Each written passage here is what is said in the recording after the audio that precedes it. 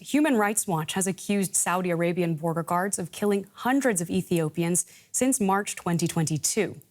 A new report by the NGO alleges that Saudi troops have systematically carried out mass killings of migrants and asylum seekers at the Yemeni-Saudi border. Guards are said to have even used explosives. Saudi Arabia has previously denied allegations of killings and humanitarian rights abuses by its border guards. Thousands of migrants, mostly from Ethiopia, travel through Yemen to reach Saudi Arabia each year. So let's speak to the author of this report from Human Rights Watch. This is Nadia Hardman. Thank you so much for taking the time to speak with us. Can you tell us first about how you put this report together? Who were you able to speak to and under what terms?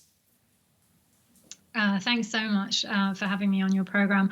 I interviewed 42 migrants and asylum seekers who attempted to cross the border between March 2022 and June 2023. We did all of these interviews remotely because it is impossible for us to access the border region of Yemen. And most survivors are now stranded inside Yemen, a lot of them with lifelong injuries. So yeah, I interviewed them via telephone, but also one important thing that we did is conduct a digital investigation, which really exposes visually what is happening. We analyzed over 350 videos and photographs which show dead or wounded migrants along the migrant trail. And through satellite imagery, we're able to plot Saudi border guard posts all along the border, demonstrating that the Saudis knew or should have known that they were firing on migrants and asylum seekers and women and kids, really. Let's talk more about that. Sorry for jumping in, but I just want to be clear that our audience understands what exactly we're talking about here. In your report, you describe people being fired on by Saudi border guards with explosive weapons at close range. Can you tell us what else is contained in this report? I mean, it's an extensive report which sets out, how these killings, which we say are widespread and systematic and may amount to a crime against humanity, are being conducted. And as you said, we've confirmed explosive weapons use because we sent images that people sent me of their injuries to forensic experts who confirmed that they are consistent with blast trauma and fragmentation coming from explosive weapons. So generally, what we found is that Saudi border guards were firing explosives, people said mortar projectiles, and they saw rocket launchers mounted on top of vehicles at large groups of migrants and asylum seekers, up to 300 people. And people described, killing fields of dead and wounded migrants. As I said, one survivor who was a 14-year-old girl said she woke up after passing out in shock and thought people were sleeping around her, but actually it was other dead migrants. Generally, smaller groups trying to cross were faced with shootings by Saudi border guards, but really quite terrible stuff where people said that they were asked what limb of their body they wanted to have shot, and then they were shot at that limb. As I said, many people have now lifelong injuries and stranded with limited medical assistance inside Yemen. Yeah, I mean, those details are really chilling. In the report, I also saw that you have written that many of these people were then later held in Saudi detention. What do you think the idea was behind that?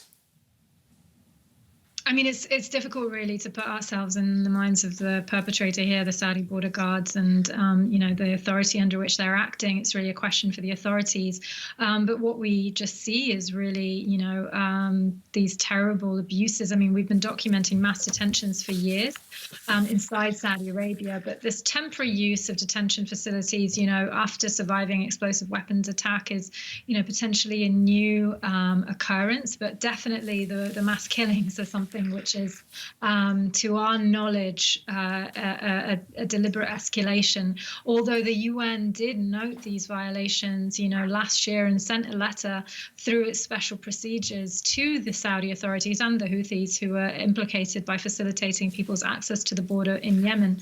But, the Saudis, basically deny that this is happening. Yeah. In the report, one thing that stood out to me is, as you say, that you're alleging a shift toward more systematic killings rather than isolated instances. Why is this distinction so important? And what is your organization calling for in terms of next steps? Yeah.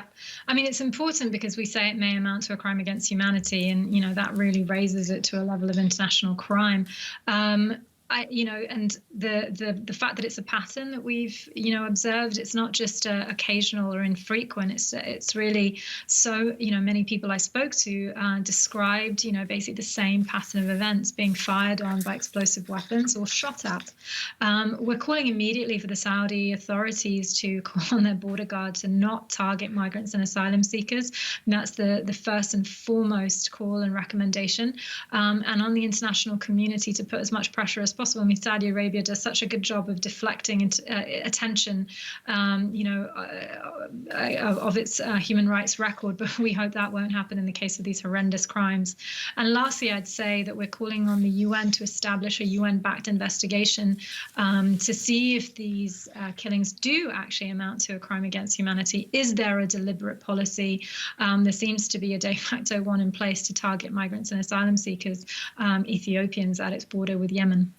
Well, thank you so much for taking the time to join us on DW News with that. That is Nadia Hardman from Human Rights Watch.